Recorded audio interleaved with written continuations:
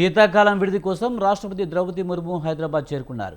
హకీంపేటలోని air force శిక్షణా కేంద్రానికి ప్రత్యేక విమానం ద్వారా చేరుకున్న ఆమెకు Telangana governor Jishnu Dev Varma, deputy CM Bhatti Vikramarka, మంత్రులు శ్రీధర్బాబు, సీతక్క తదితరులు స్వాగతం పలికారు.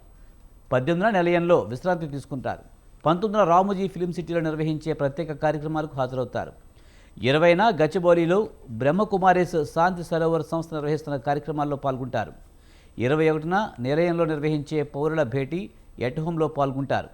22న సాయంత్రం ప్రత్యేక విమానంలో ఢిల్లీకి బయలుదేరతారు.